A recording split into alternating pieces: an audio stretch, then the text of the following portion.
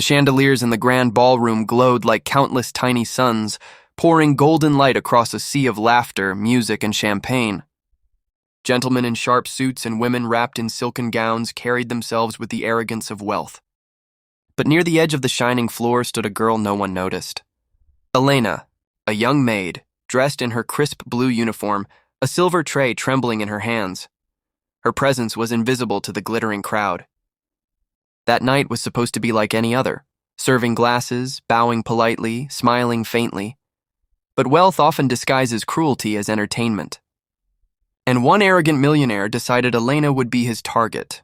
With a mocking grin, he raised a folded note in his hand and announced loudly enough to silence the music. "This maid, she doesn't belong here. Tell you what, sweetheart, if you can dance the tango right now, I'll marry you on the spot." Laughter erupted.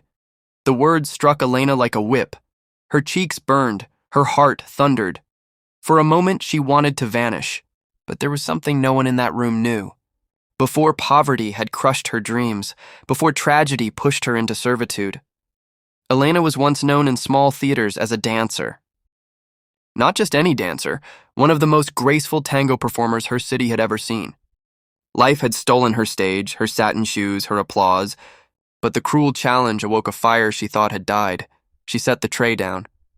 Her hands trembled, but her eyes, lowered not in shame but in focus, remembered every rhythm, every beat. The pianist, sensing the moment, pressed the keys. A haunting tango filled the ballroom. At first, the crowd leaned forward, waiting for her failure. But when Elena stepped onto the floor, silence replaced laughter. Her movements were flawless, feet sliding, tapping, spinning with precision, arms flowing like water, head turning with poise. The millionaire's smirk faded. The room, once cruel, was now captive, because this wasn't just dance. It was a story of loss, sacrifice, and unbroken spirit told through every step.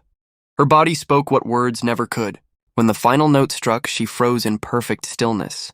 For one suspended second, the world held its breath, and then the hall erupted in thunderous applause. But Elena did not smile. She only bowed slightly, quietly picked up her tray, and walked away. That night, everyone realized the maid they had ignored carried more dignity, strength, and beauty than all their wealth combined. The millionaire tried to laugh it off, but whispers followed him. Not about his riches, but about the girl who silenced a ballroom with courage. In the days that followed, things began to change. People treated Elena differently. Some offered her chances, tickets to a dance studio, introductions to instructors. It wasn't wealth, it wasn't a rescue, but it was something she had long forgotten. Opportunity. By day, she worked humbly. But by evening, in a small studio with mirrors and polished floors, Elena danced again. She taught children, mothers, retired couples, not just tango, but the feeling of being alive. The arrogant man who mocked her once tried to approach her again. But Elena had already learned the greatest lesson.